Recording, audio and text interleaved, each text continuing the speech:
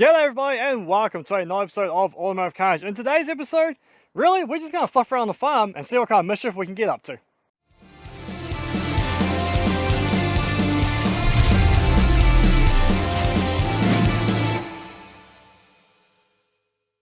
Yes, g'day everyone, my name's DJ and thank you so much for joining me on this episode of Automotive Carnage. Today is going to be a little bit different in that we don't have a specific project to work on.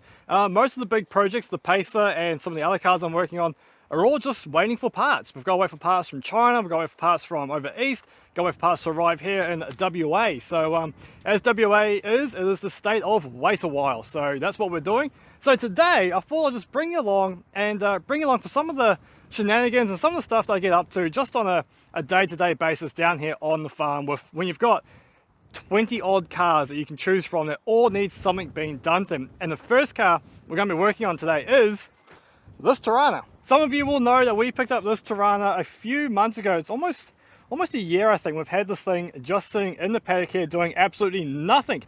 I personally am not a fan of Toranas, but I know that you lot are, and so when the opportunity came up to buy this, it is a genuine bush find by one of my other good friends who goes out and does a lot of wreck hunting. He no longer had the capacity to do what he wanted to do with it, so he's like, would you like it for your channel? So we came to a deal. It came with so many other spares with this car. We're talking front cuts, rear cuts, mid cuts, diffs, front ends, so much stuff. But yeah, it's just kind of sat here waiting for a time to be used and have something done to it. Well, today is that day. Today we are going to jack this thing up. We're going to take the wheels off it and we need to get some photos of the underside and the actual key structural points of this car to see how bad the rust is. And another YouTuber mate of mine has come up with a fantastic idea for this car. So today is all about figuring out if this car is a good candidate for what he wants to do. Now it's very, very early days of planning, so I'm not going to give away too much or which channels we plan on working with, but if today is a good success, you can guarantee you'll see this car going from this side of the country right across to the other side of the country. So let's jack it up, see what's there, see what's missing, see how bad the rust is, and if it's not too bad, we might just be able to do something. Let's get into it.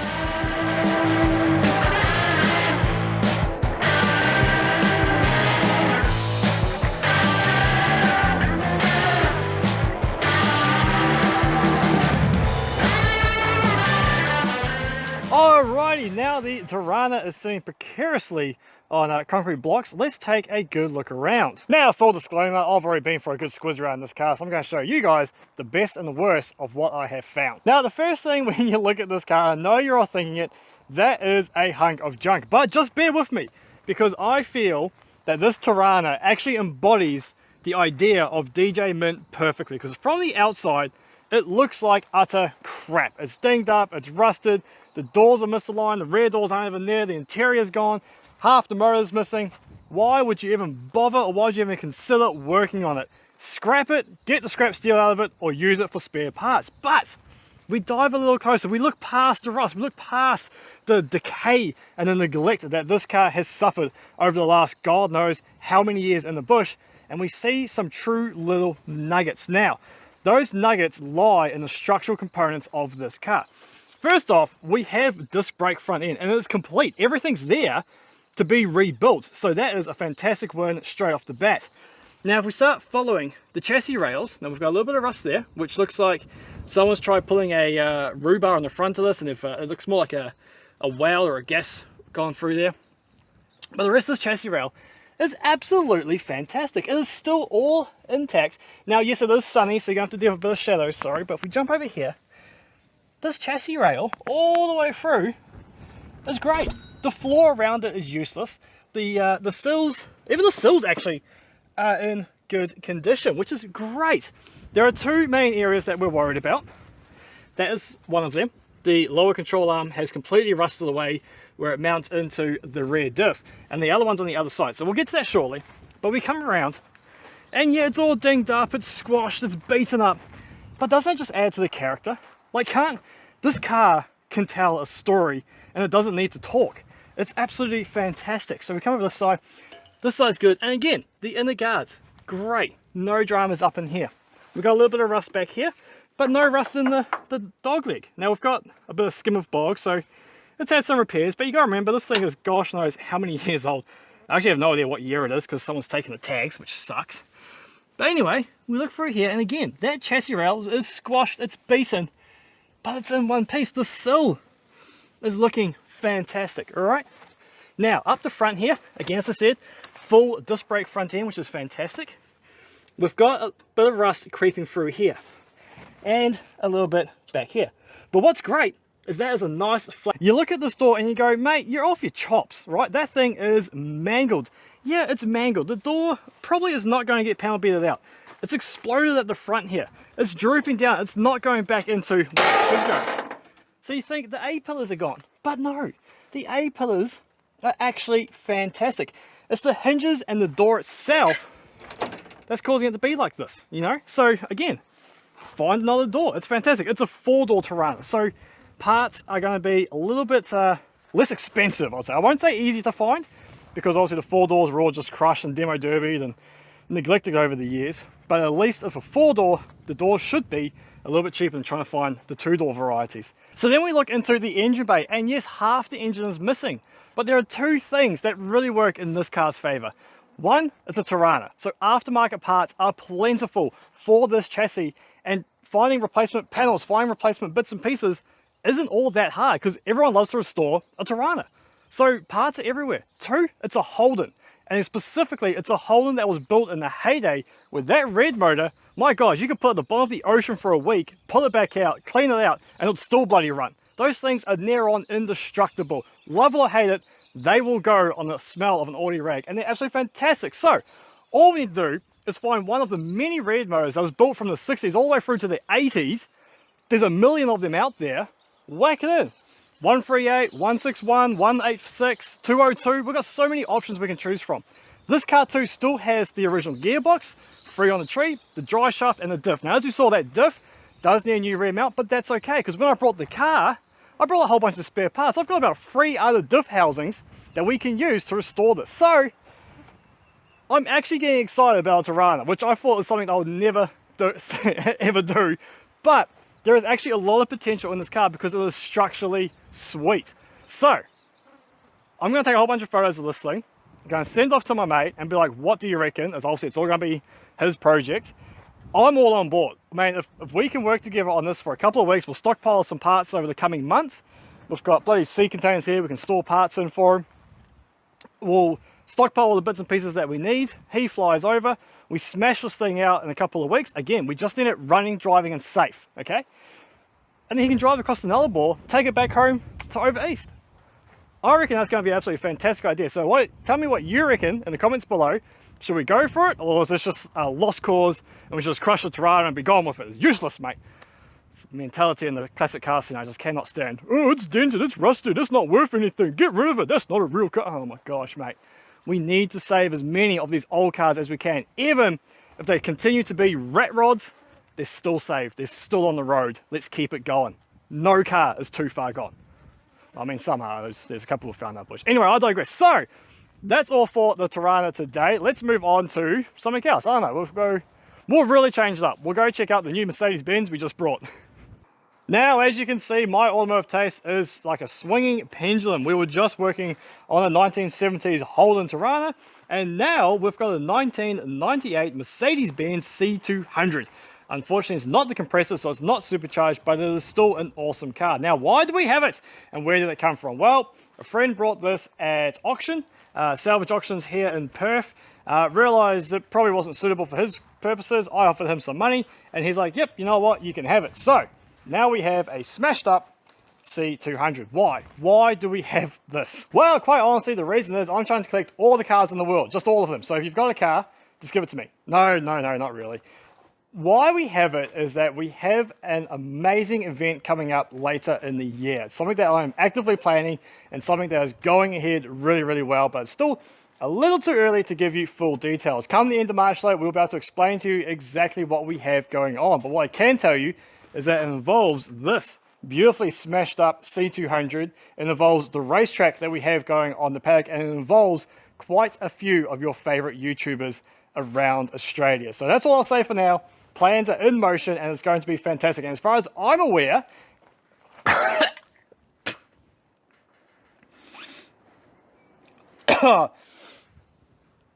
Oh, did anyone else see that fly just go straight into my mouth? Australia, man. That is definitely not the protein I anticipated eating today. Oh man, that was horrible. So as I was saying, as far as I'm aware, it is the only event of its kind in Australia that's ever been. And I'm really looking forward to it, and I cannot wait to release further details to you all and to the ones who are actually going to be participating. So until then, well, this is my 1998 Mercedes-Benz paddock basher, effectively. It has been brought purely to drive in the paddock. Now, we do have a few issues, one of which we've already taken in the paddock, had a few laps. It goes amazing, but I kind of killed it. So it runs, right? You can hear the fuel pump, and that's going to prove me wrong and just run, isn't it? But it does eventually die. So let's give it a few herbs and see what happens. Oh, there you go. So there you go, so it dies. So I'm guessing we've sucked up some dirty fuel, the fuel filter's clogged, or something along those lines. So we've got a brand new fuel pump coming and a brand new fuel filter. They were cheap as chips, so I thought let's just replace it and make this car a little bit more reliable. Everything works in it.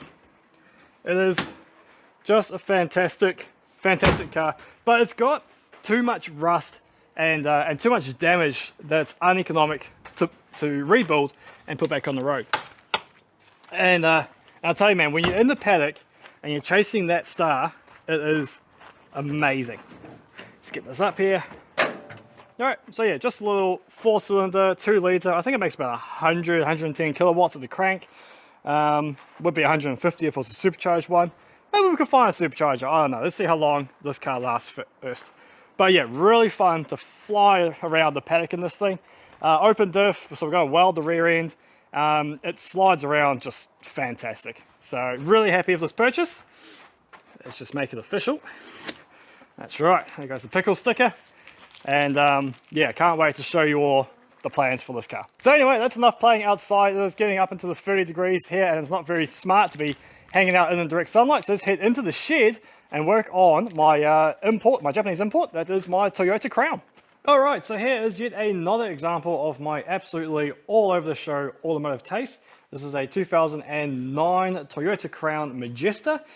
Being the Majesta, it has a 4.6 litre V8, 8-speed automatic. It's got big aftermarket 20-inch wheels. It's got factory airbags with an aftermarket controller, so we can make it go do airbag things. Full leather interior. It is an absolute rocket ship of a daily driver. And what we've just done recently is we've had new tyres put on the front, but when the shop has put them on, they're directional tyres and they've put them on the wrong size. So the tread's pointing backwards currently, so we need to flip them over. So quite simple, just need to jack it up, take the wheels off either side, flip them over, and yeah, we should be good. But this thing is just amazing to drive. The one gripe I do have it is that those 20s are too big, which means that the profile is too low, and so it's quite road noise heavy, and it's a little bit harsh. And I keep don't look at that.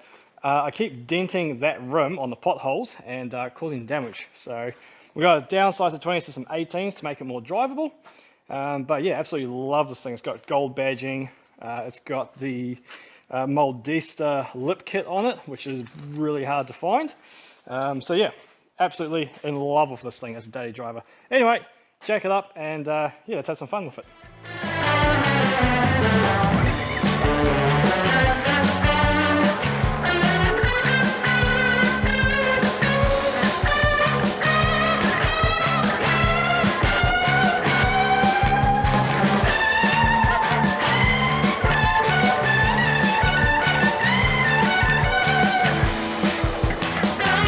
There we go, that's looking good. I wonder if we can get a good shot here.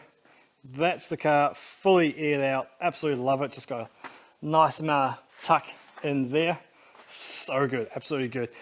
This wheel, as I mentioned before, keeps getting cracked and it will leak air with the old tyres, which were down to the canvas, which they should be in the boot actually, so we can show you those hopefully. If I can find the button. Nope, doesn't want to open. Why does that not want to open? Probably because I had to disconnect the battery. There we go. This is meant to be an automatic boot, but when you disconnect the battery, it has to think about it. Yeah, there we go. There's the old tyres. So down to the canvas on the inside, just because of the stupid Look at that, those still good tyres, but because of the wear of the angle, man, I was real lucky not to blow that on the road. But either way, they had an absolutely slow leak, and I thought it was because of the crack that we had in the rim, but it's holding pressure at 40 odd PSI, so that's fantastic. And these will be used to go on the edge of the track and mark out the inside of the corners. Right, so now that job is done, and it's now safe to drive the Crown again. So with that job done, we'll head back outside. We've got a new trailer which needs a new jockey wheel, so let's go replace that. I picked up this trailer last week while I was up at work. Just a really good price on a second-hand cage trailer, which we need here on the farm. It's got a ramp there so we can put machinery in there. We might even convert that ramp to be able to have livestock walk on it, so then we can cart sheep and cattle around as well once we start getting into that. But yeah, really super happy with this, and it was quite amusing actually having this trailer being carried on the back of that trailer. Yeah, definitely garnished a few looks, as you can see from the photo. But everything's good with this except yeah, tailgate always goes a bit floppy on these cages as they do, and that jockey wheel is very, very stiff. So we've got a brand new one here from Super Cheap Auto, and yeah, we're just going to unbolt that one, bolt that one on, job done. Shouldn't take too long.